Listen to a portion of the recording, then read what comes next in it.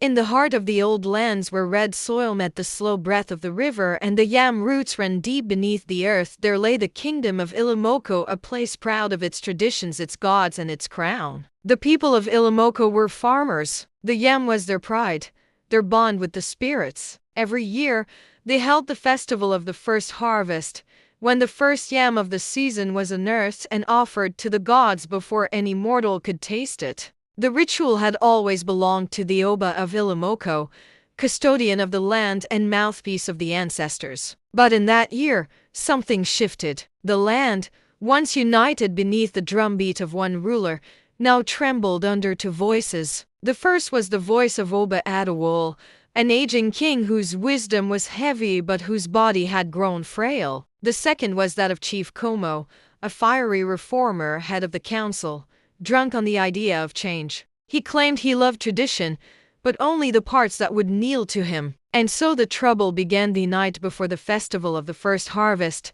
The wind carried whispers through the palms. Who will break the yam this year? The people murmured. Will it be Oba Adewole, who speaks for the gods, or Chief Como, who speaks for himself? In the royal compound, the king sat beneath the baobab, his once strong hands trembling around his staff. Around him, the walls whispered of betrayal. He had been forbidden to leave his chambers. The council had advised it for his safety. Yet he knew what it truly meant. They meant to take his power, his crown, and even the gods from him. Does Como think he can eat the yam before the ancestors? He asked his loyal attendant Sarumi, who bowed deeply. Kabiesi, Sarumi whispered.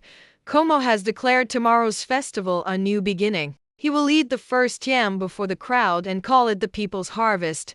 The Oba's eyes hardened like flint. Then it is not yam he will eat, he said, but the curse that follows pride. That night, the palace guards, once sworn to the king, stood against him, answering now to Como's decree. Oba Adewole was confined to his inner courtyard, where the moonlight fell cold and pale on the clay floor. He could hear the drums of preparation from afar, the songs rising in the distance like mockery. Visitors were forbidden, yet his loyal servant Sarumi bribed the gatekeeper with cowries to sneak in the king's wives, children, and even the royal drummer. The courtyard filled with hushed cheers and uneasy laughter. Do not mourn, the king said. I still breathe. And as long as I breathe, Ilumoko remembers who it serves. But one among the visitors, Prince Dada, his nephew and heir, carried unease. For he had met Como's messenger earlier that day, a sly man offering a bargain. If the king hands the first yam to Como at the festival, the man had said, 3 prisoners will live, men condemned for treason. Among them, your friend, the healer Jenga.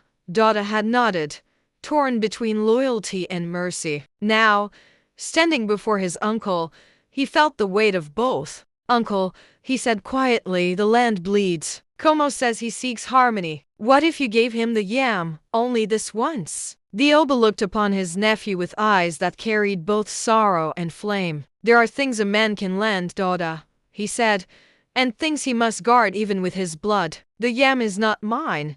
It belongs to the gods, and no man can snatch a meal from their table and live long enough to boast of it. At dawn, Como and his circle of flatterers gathered in his compound, draped in white, pretending purity. Before them sat a large wooden bowl filled with palm wine and roasted yam, a mock ritual he called the new yam of the people. He planned to climb the dais at the public square and announce his own reign with that act. He had even created his own title, the Spirit of Harvest. Kabiesi has grown old, he told his followers. He dreams of gods while we build nations. Today, Ilumoko will see who truly feeds them.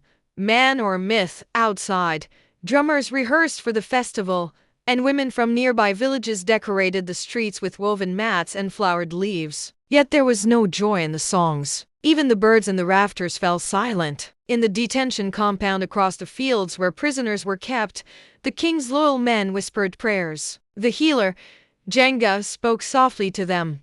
Do not fear. When pride goes to the farm, the hoe will meet it there. When the morning sun broke, golden over the village square, the people gathered. Como had ordered that no one speak the Oba's name aloud, yet the elders still bent their heads toward the palace and murmured, Kabiesi. A sudden hush fell as Oba Adewole appeared, walking slowly but proudly, his crown restored by Surumi's defiance. His robe shimmered in the dust, the bronze beads gleaming like firelight. Behind him came Dada, torn but resolute. The people gasped.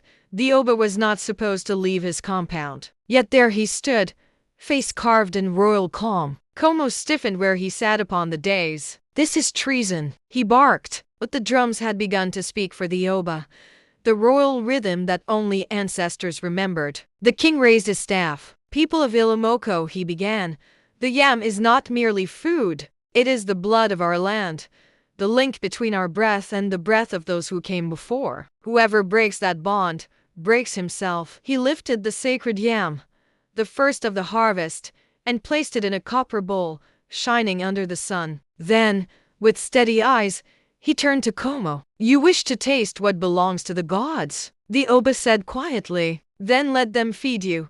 He nodded once to Sarumi, who carried the bowl forward and placed it before Como. The crowd leaned in, their hearts pounding. Como laughed, trying to hide the tremor in his hands. "You see?" he said to the people. "Even your Oba now bows to the new order." He scooped a piece of yam and ate it. And then, the sky darkened. The drums faltered, the wind died, and the smell of thunder filled the air. Como's laughter choked into silence. His eyes rolled, his body stiffened, and before he could call his guards, he fell face first into the bowl. Dead. A cry rose from the people. A cry of fear, not triumph. The Oba turned his face upward. "Let the earth bear witness," he said. "No man eats before the gods." That night, rain fell over Ilumoko. It washed the dust from the roofs, carried away the pride that had poisoned the air. In the morning, the people gathered again, this time not to watch a ruler, but to give thanks. The yam was reburied in the sacred mound, and the Oba's crown was blessed anew. Prince Dada wept at his uncle's feet. "Forgive me," he whispered. "Do not weep," the old king said. "You have seen what becomes of those who hunger for power. Learn from it, for someday the staff will pass to your hands."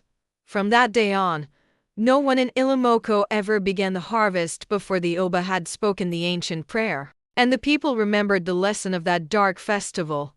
He who eats before the gods may feed his hunger, but he will never feed his spirit. Moral: power without reverence is a hunger that consumes itself. And when men forget the old ways, the gods remind them, not with words, but with harvests that never ripen.